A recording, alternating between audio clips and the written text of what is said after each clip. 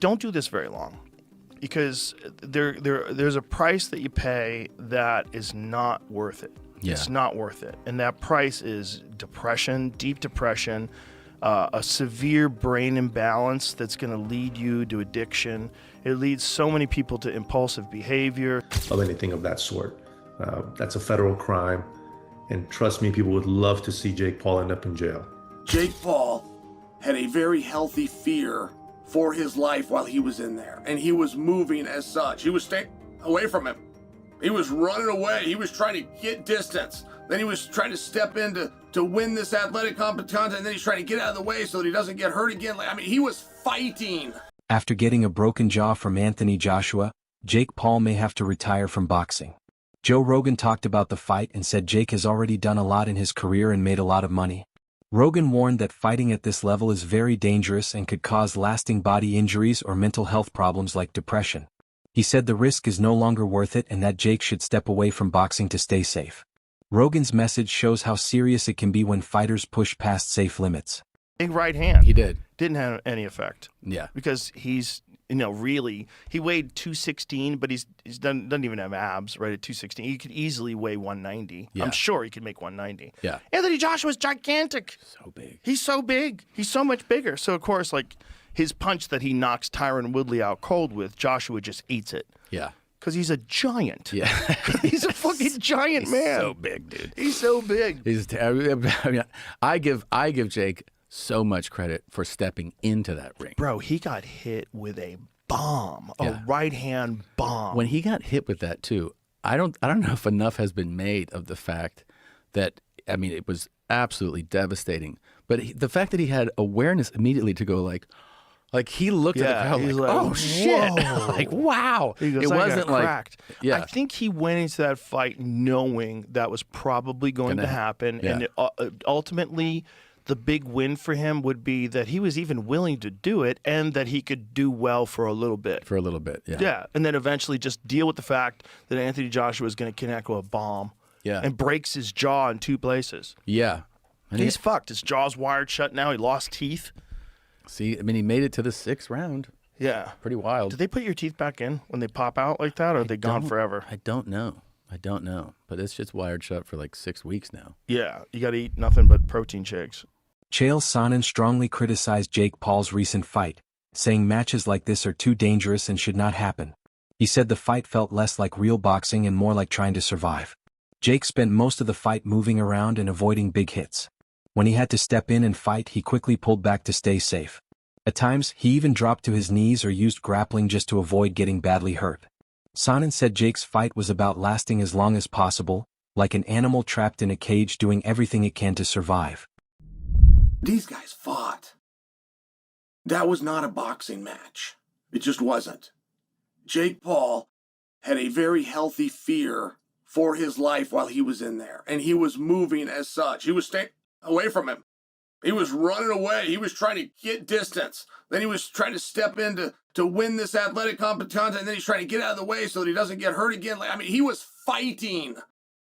Then it turns to where he can't stay away anymore. So now he's got to go the other way. He's got to go forward. So now he's clinched him. Now he's dropping down to his knees. He's going below the waist. He's getting to double leg positions. He was fighting. These guys were Jake was fighting for his survival, and you could so see it. You could see this animal who's been caged and is just trying to make it through, not even kill its prey, just make it through. And it was incredible. It was really incredible. So on the back end, some of the comments that I made or that I had heard were so confusing to me. Even though Jake showed strong will and could handle pressure, Sonnen warned that fights like this are very dangerous for both the body and mind. He said these risks can cause long-term damage if they keep happening. While Jake's bravery was clear, Sonnen stressed that a fighter's safety should always come first. He said putting athletes in such risky fights is irresponsible and could lead to serious harm. I will tell you, it breaks my heart too that Anthony Joshua can't get him out of there in 1 round. Dave Portnoy had made a comment before the fight. He said, I like Jake. I wish well for Jake. Of course I'm taking Joshua. And then Portnoy made his point. And he said, because I believe in boxing. This isn't if I'm cheering for Jake or if I think that Joshua is more experienced or better. I believe I believe boxing's real. If boxing is an actual sport, if it is an actual sweet science, then of course a guy that's done it 11 times cannot compete with the Olympic champion. Nikisa Bedarian, co-founder of MVP, praised Jake Paul's courage and strength after his tough fight with Anthony Joshua. He said Jake showed amazing heart, keeping on fighting even after being knocked down several times and breaking his jaw in 2 places. Bedarian added that Jake was not just trying to survive, he even won the 4th round, showing real growth and skill as a boxer. He made it clear there were no deals or contracts with Joshua to affect the fight, saying any attempt to do so would be illegal and wrong. Despite criticism from some fans and boxing experts, Bedarian said Jake's performance showed strong determination to take on a top athlete. Facing a world-class opponent like Joshua shows both bravery and commitment. Bedarian also said Jake still wants to get revenge on Tommy Fury and prove himself even more in the ring. Overall, he said Jake is ready to face top competition, handle tough challenges, and keep growing as a serious boxer. I don't think it was a moral victory because he expected to win. I do think he showed who he is as a fighter. I think he deployed the strategy that he was very clear about going into, that he was going to look to make AJ miss, and AJ missed a number of times. And ultimately, I think the weight of AJ caught up to Jake Paul. If you look at the first 3 rounds, AJ wasn't really able to touch him. But when AJ was in a clinch with him a couple of times, pushed down on the back of his neck, pushed down on the back of his head, got him to the ground. There was a few times where Jake looked like he was going for a takedown. Again, that was Jake trying to engage in the clinch, and AJ smartly moved back. In one instance, I think it was the 5th round, Jake engaged for a clinch, AJ moved back and started punching down on Jake's back. So all of those things kind of deteriorated or emptied Jake's gas tank a lot earlier than I think he expected it to. But overall, I thought he deployed his game plan well for the first 5 rounds and actually had some success.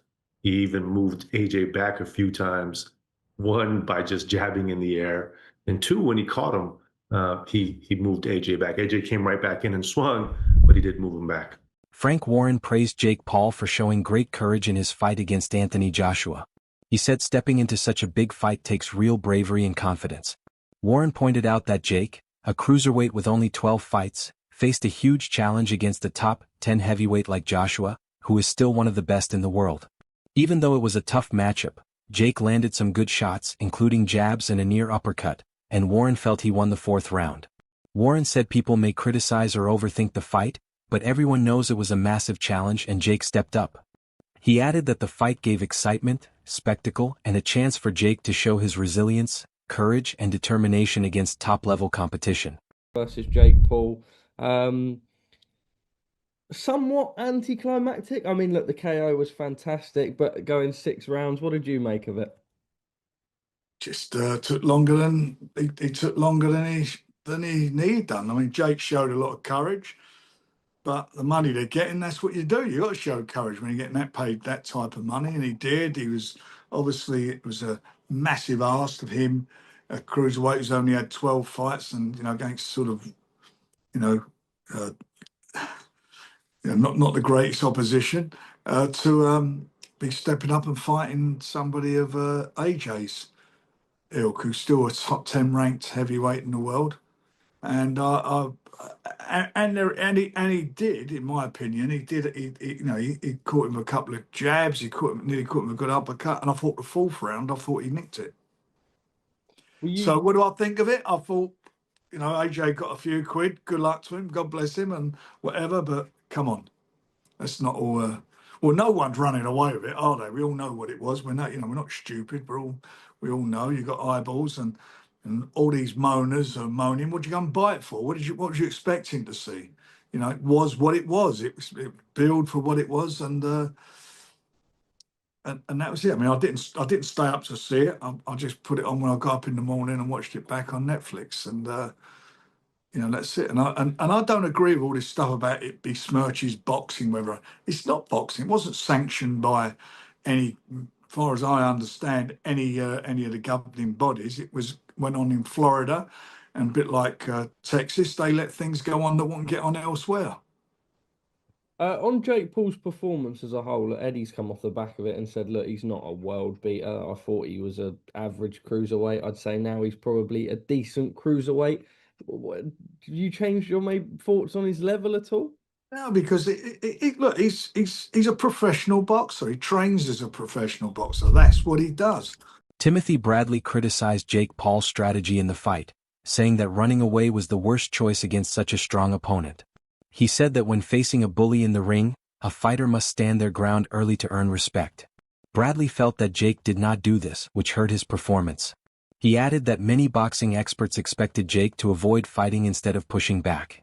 Bradley said that if he were in Jake's corner, he would have pushed him to face the challenge, remember the big payday, and show courage. He stressed that standing firm is key to a fighter's respect and credibility. Well, it wasn't really a fight, to be honest with you. It was not a fight because Jake ran like a bitch. I said bitch, I didn't say the real one. So, but I'm just saying he ran.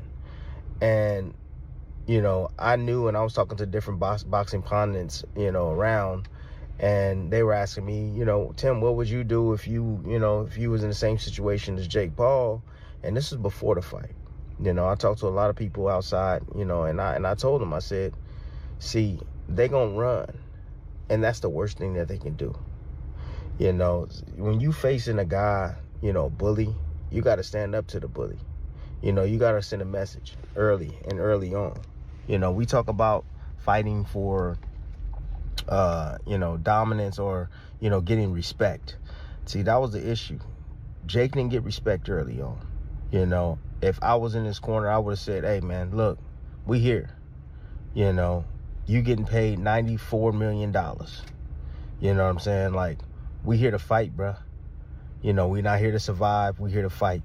But you got to go out here and you got to hit this man as hard as you possibly can in the first round. You got to step to him. You know, you got to, almost like kamikaze style. You know, you got to attack him, because if you put AJ on his back foot and you keep him defensive, you know, AJ is not a great fighter off his back foot as he is when he's coming forward. You know, and AJ is the type of guy that feeds off of guys that, you know, respect him, one, or fear him. And AJ felt, because of the experience that he has, he felt like this dude fears me. You know what I mean? He's already on his bike, he's circling around. Brendan Schaub criticized how Jake Paul's fight against Anthony Joshua was promoted, saying the hype was misleading and unrealistic. He explained that asking if Jake could actually beat Joshua was absurd because there was never a real chance for an upset. Schaub pointed out the huge difference in skill and size between the two fighters. While some fans thought Jake might get a lucky punch, this was very unlikely against the top professional heavyweight. He added that even if Jake hits hard for his weight, it doesn't compare to the power of elite heavyweights. Schaub suggested that a better way to promote the fight would have been to ask if Jake could survive, last all the rounds, and avoid a knockout. By being more realistic, fans could have appreciated Jake's effort without being misled by impossible expectations. Spidey senses will come off that Anthony Joshua's not taking this real, and he's not putting his best performance forward. That's the issue. The issue is Anthony's like, how much you gonna pay me? It's on Netflix? Hold up. I can fight this guy who, you know, when I was an amateur teenager, I fought better guys. And I have how much weight on him? I can fight him for how much money? Dude, I'll beat him in my sleep. Correct. And you should. And it's such a disservice to the sport of boxing and to the actual fans of boxing if Anthony Joshua doesn't go out there and absolutely dominate Jake Paul. If it goes to decision, if it goes past 6 rounds, Houston, we have a problem. Boxing, we have a problem. And now, people are going, where was this energy with Gervonta Davis? Different. You're talking about a very, very small guy. I've worked with Gervonta. He's fucking tiny. And size can overshadow a lot of that stuff. I still think Gervonta should still win that fight. And the body shots, if he's taking it seriously, that should have got the job done. But obviously he has his legal issues and that went out the window. But when you're talking about an actual world-class heavyweight who went toe-to-toe with Klitschko, with fucking all these bad boys, if Anthony Joshua takes this serious as he should, this shouldn't even be a competition, and it's brilliant because for Jake, okay, cool, man. Got knocked out by one of the best to ever do it, or got finished by one of the best to do it. At least I got in there, and I'm not even a heavyweight. I'm a cruiserweight at best. Either I'm too light in the ass for that. I should be fighting down. He's shooting for the moon. He's going to land on the stars. Sean Porter recognizes Jake Paul's courage, even with all the heavy criticism he has faced after his recent fight. Many boxing fans and experts have attacked Jake for taking fights people see as unfair or for boxing without a traditional background. Some have even told him to stop, warning that his choices could hurt his career or reputation. Still, Porter says it takes real bravery to face some of the best fighters in the world, no matter what others think. He explains that Jake keeps chasing his goals even when he knows people will criticize him. Porter adds that ignoring outside opinions and following your own path takes strong mental strength, and Jake shows this again and again. Even when the odds are against him and the public doubts him, Jake steps into the ring ready to prove himself. While many focus on the controversy around his career, Porter gives Jake credit for his fearlessness and dedication. In Porter's view, the courage to face tough opponents deserves respect, no matter the criticism.